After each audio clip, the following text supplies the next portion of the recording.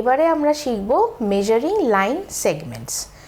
একটা লাইন তোমাদের দিয়ে দেবে ড্র করে, এইবারে তোমাদেরকে সেটা কিভাবে মেজার করে কি করতে হবে না করতে হবে সেগুলো সব আমরা শিখব।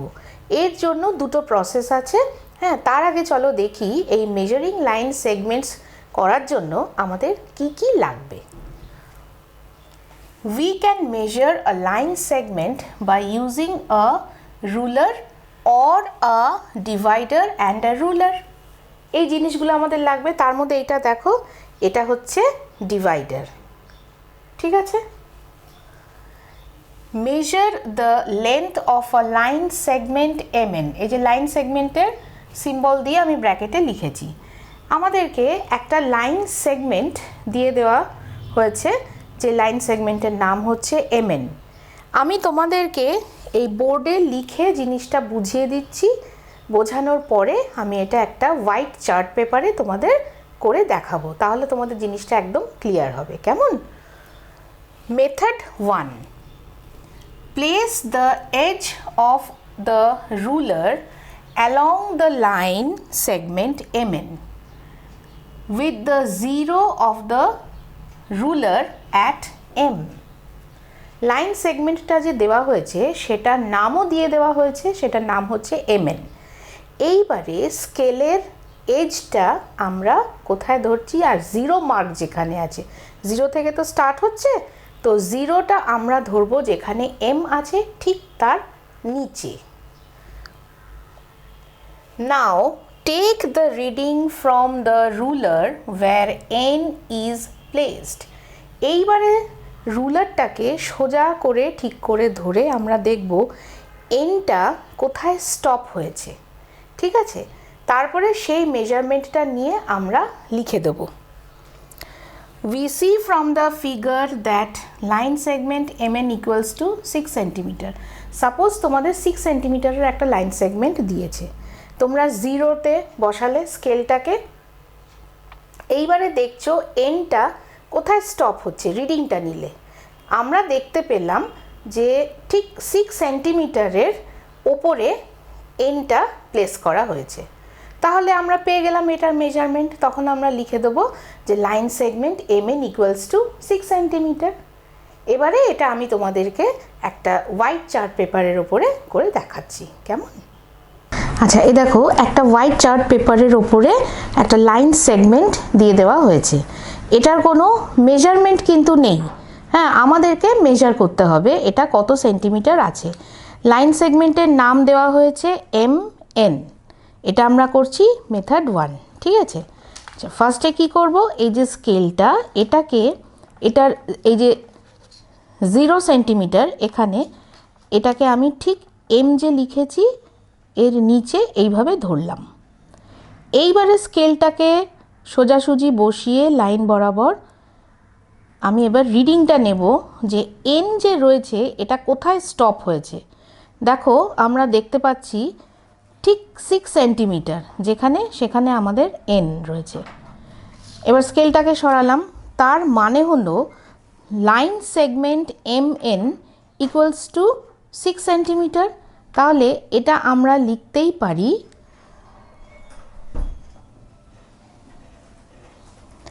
Line segment mn equals to 6 centimetre. তাহলে আমাদের ফার্স্ট মেথড হয়ে গেল, খুব ইজি। স্কেলটাকে বসাবো এইভাবে 0 সেন্টিমিটার থেকে, তারপরে স্কেলটাকে একদম সোজাসুজি লাইনের নিচে ধরে দেখব সেকেন্ড পয়েন্টটা মানে n কোথায় স্টপ হচ্ছে। আমরা দেখছি 6 সেন্টিমিটারের এখানে স্টপ হয়েছে। তাহলে আমাদের line segment mn equals to 6 centimetre. এবারে আমরা শিখব মেথড 2। এই মেথড 2টা আমরা শিখব ডিভাইডার আর রুলারের হেল্প নিয়ে। Place one and point of the divider on point m। Line segment দিয়ে দেওয়া হয়েছে, লাইন সেগমেন্টের নাম হচ্ছে mn। তো m যে পয়েন্টটা আছে সেই পয়েন্টের ওপরে আমরা ডিভাইডারের একটা আর্ম বসাচ্ছি বা একটা পয়েন্ট যাই বলো। Then adjust the other arm of the divider such that the other end point রেস্টস on point N. একটা আর্ম আমরা এম এ বসাচ্ছি আর আরেকটা আর্ম আমরা বসাচ্ছি পয়েন্ট এন এ, ঠিক আছে? নাও লিফট দ্য ডিভাইডার, এইবারে ডিভাইডারটাকে আমরা সরিয়ে ফেললাম, from points M and N and compare the gap between the points against a ruler। এইবারে এই যে আমরা গ্যাপটা পেলাম, মানে লাইন সেগমেন্টের যে মেজারমেন্টটা পেলাম, এটা আমরা এবার স্কেল দিয়ে দেখে নিই কত সেন্টিমিটার আছে। আমরা এটাও করতে পারি, আরেকটা জিনিস আমরা করতে পারি যে ডিভাইডারটাকে আমরা ঠিক 0 সেন্টিমিটার থেকে স্টার্ট করে দেখব কোথায় ওটা আরেকটা আর্ম এন্ড করছে স্কেলের, এভাবেও কিন্তু করা যায়, দুটোই same. If we place one point of the divider on the 0 centimeter mark, we find the other point rests on 7 centimeter mark। এবারে ডিভাইডারের একটা আর্ম যদি আমরা 0 সেন্টিমিটারে বসাই, তখন আমরা দেখতে পারবো আরেকটা আর্ম কোথায় যাচ্ছে, 7 সেন্টিমিটারে। কেন না, লাইন সেগমেন্টটা তার মানে 7 সেন্টিমিটার, ঠিক আছে? সেই জন্য আরেকটা আর্ম আমরা 7 সেন্টিমিটারে পেলাম। Thus the length of the line segment MN equals to 7 centimetre. এইভাবেই তাহলে আমরা লাইন সেগমেন্ট MN এর মেজারমেন্টটা পেয়ে গেলাম 7 সেন্টিমিটার। ঠিক আছে, বুঝতে পেরেছো তো? তাহলে চলো মেথড 2 এবার আমরা একটা চার্ট পেপারের ওপর করি। এবারে আমরা সেকেন্ড মেথড শিখব। লাইন সেগমেন্ট দেওয়া আছে, নাম আছে MN, এটা আমরা করব ডিভাইডারের হেল্প নিয়ে। কিভাবে করব ডিভাইডারের হেল্প নিয়ে? এ দেখো, এর একটা আর্ম আমি এই পয়েন্ট M এ বসাচ্ছি আর আরেকটা আর্ম বসাবো পয়েন্ট N।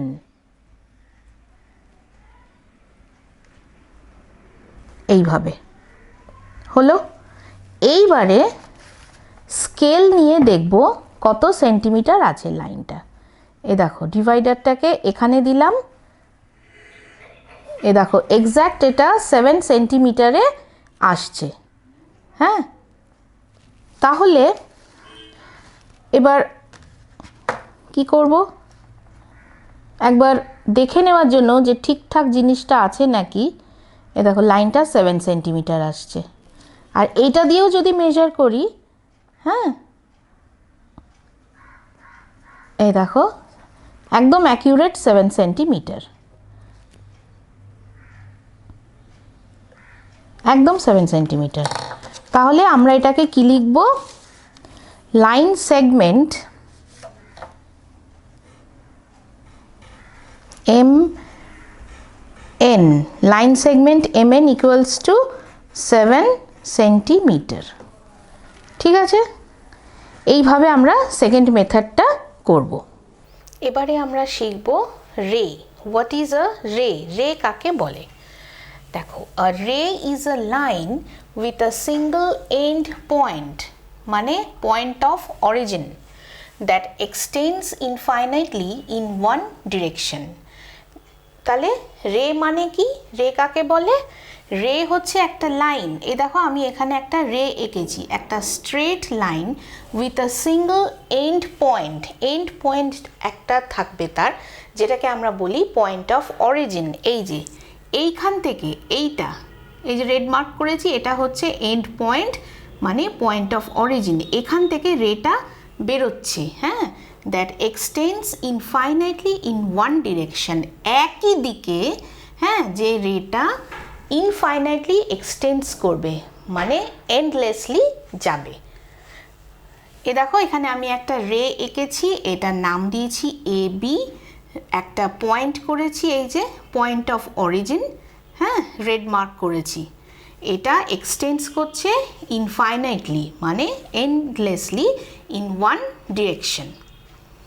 এইবারে কি লিখেছি, আ রে ইজ রিপ্রেজেন্টেড অ্যাজ, এ দেখো এইভাবে, এই যে AB রে, এর মাথার ওপরে এই সাইনটা, তাহলে এখানে এ বি নাম দিয়ে তোমরা যদি পি কিউ নাম দাও, তার মাথার উপরে যদি এই সিম্বলটা দাও তাহলে সেটা হয়ে যাবে রের সিম্বল, তাহলে রে পি কিউ হয়ে গেল। ঠিক আছে, তারপরে দেখো A is the only end point of ray A B. এই যে আগে আমি যেই কথাটা বললাম, A is the only end point of origin যেটাকে বলা হয়। Many rays can emerge from a point. এইবারে এই যে পয়েন্ট অফ অরিজিন, এইখান থেকে আমরা কিন্তু অনেকগুলো রে আঁকতে পারি। কীরকম?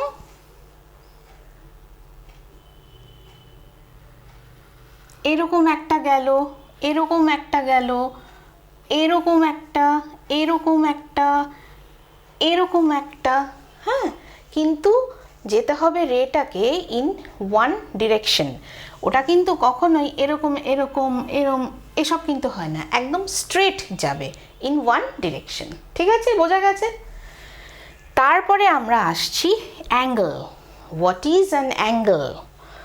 When two rays have a common end point, they form an angle.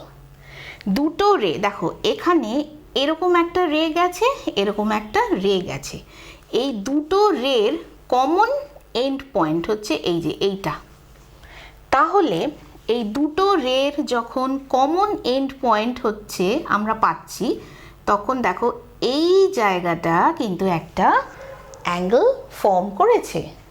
তাহলে when two rays have a common end point, এই যে two rays have a common end point, they form an angle. এই দেখো এই যে angle form করেছে। ঠিক আছে, এবারে আমরা শিখব parts of an angle. The rays, এই ছবিটা তার আগে দেখো, the rays O A and O B form an angle. এই যে এখানটায় একটা অ্যাঙ্গেল ফর্ম করেছে at their common end point O. ঠিক আছে, আগেই যেটা আমি বললাম, এখানে একটা অ্যাঙ্গেল ফর্ম করেছে, হ্যাঁ, রে ও এ আর রে ও বি। ঠিক আছে, this common end point O is called the vertex of the angle. তাহলে এই যে কমন এন্ড পয়েন্ট এই অ্যাঙ্গেলটার, হ্যাঁ, এইটাকে বলা হচ্ছে ভার্টেক্স অফ দ্য অ্যাঙ্গেল। তারপরে দেখো ও এ অ্যান্ড ও বি, এইটা, এই লাইনটা আর এই লাইনটা কি বলেছে? Are the arms of the angle. এইটাকে আর এইটাকে আমরা কি বলছি? Arms of the angle. এইটা হলো ভার্টেক্স আর এই দুটো হচ্ছে arms of the angle. We use the symbol this one, এই দেখো এইটা। ঠিক আছে, এটা আমরা ইউজ করি কিসের জন্য? To represent an angle. যখন আমরা অ্যাঙ্গেল লিখব, ধরো angle A O B, angle B O A, কীভাবে লিখবো? এ এন জি এল ই, এরকম তো লিখবো না, তখন আমরা এই সিম্বলটাকে ইউজ করব। সাপোজ এই অ্যাঙ্গেলটাকে আমরা লিখব কিভাবে? অ্যাঙ্গেল এ ও বি, কীরকমভাবে লিখব? Angle A O B. ঠিক আছে, তার মানে এই অ্যাঙ্গেলটাকে আমরা বোঝাচ্ছি, অ্যাঙ্গেল এ ও বি, এইভাবে লিখবে। আবার যদি এ ও বি না লিখি, এই অ্যাঙ্গেলটা এভাবেও বোঝায়, অ্যাঙ্গেল বি ও এ, অ্যাঙ্গেল বি ও এ, দেখো এই অ্যাঙ্গেলটাকেই বোঝাচ্ছে। ঠিক আছে, বুঝতে পেরেছো তো? এইবারে কি লিখেছি? The middle letter. এখানে মিডল লেটার কোনটা? O. The middle letter is always the vertex of the angle. Middle লেটারটা always the vertex of the angle. এইবারে আমরা আসব types of lines. Perpendicular lines হয়, ইন্টারসেক্টিং লাইন্স হয়, প্যারালাল লাইন্স হয়, এগুলো আমরা জানবো এবার। ফার্স্টে আমরা আসছি ইন্টারসেক্টিং লাইন্স। এখানে দেখো আমি এক্সের মতো করেছি, ঠিক আছে, দুটো ক্রস হয়েছে, দুটো রে। এবারে দেখো লাইন্স এ কিউ এই লাইনটা অ্যান্ড বিপি এই লাইনটা মিট অর ইন্টারসেক্ট মানে কাট করছে, মিট করছে এখানটায় অ্যাট পয়েন্ট ও, এই পয়েন্টে এরা মিট করছে অর ইন্টারসেক্ট করছে, point O, lines A Q and BP intersect or meet at point O. Such lines are called intersecting lines. দুটো লাইন যখন মিট করবে, হ্যাঁ, সেটা ধরো এরকম ক্রস ওয়াইজেই যে হতে হবে, নট দ্যাট, এরকমও হতে পারে। এই দুটো লাইন দেখো এইখানটা ইন্টারসেক্ট করলো অর মিট, আবার এরকমও হতে পারে এইখানে মিট করেছে অর ইন্টারসেক্ট করেছে, তাহলে such lines are called intersecting lines. তাহলে ইন্টারসেক্টিং লাইন্স আমরা বুঝলাম কাকে বলে।